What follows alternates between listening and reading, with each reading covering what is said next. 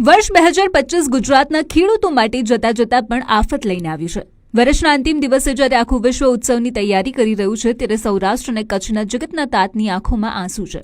ભર શિયાળે અચાનક વાતાવરણ પલટાયું છે અને અનેક વિસ્તારોમાં કમોસમી વરસાદ એટલે કે માવઠું પડતા ખેતીના પાક પર મોટું જોખમ તોડાઈ રહ્યું છે। યાત્રાધામ દ્વારકામાં ભારે પવન સાથે કમોસમી વરસાદ ખાબકતા મિની વેકેશનમાં આવેલા પ્રવાસીઓ મુશ્કેલીમાં મુકાયા હતા તો ઠંડીના ચમકારા વચ્ચે વરસાદ પડતા જનજીવન પણ પ્રભાવિત થયું છે।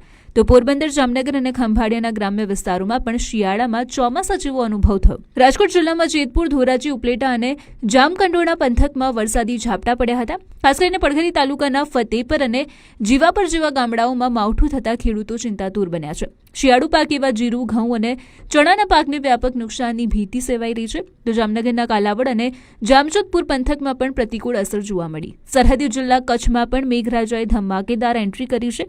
રાપર, ભચાઉ અને નખત્રાણાના ગ્રામ્ય વિસ્તારોમાં પણ વરસાદથી પ્રવાસીઓ અને ખેડૂતો પરેશાન થયા છે। જોકે ભુજ ખેતીવાડી ઉત્પન્ન બજાર સમિતિ એટલે કે એપીએમસી એલર્ટ મોડ પર છે। ખેડૂતોનો માલ ન પલળે તે માટે શેડ અને પાણીના નિકાલની વ્યવસ્થા ગોઠવવામાં આવી છે। હવામાન વિભાગની આગાહી હજુ પણ યથાવત છે ત્યારે ખેડૂતો કુદરત સામે લાચાર બનીને ઉભા છે। 2025નું વર્ષ જતા જતા ખેતી માટે કડવો અનુભવ કરાવી રહ્યું છે। હવે જોવાનું એ રહેશે કે આવનારું વર્ષ ખેડૂતો માટે કેવું સાબિત થાય છે।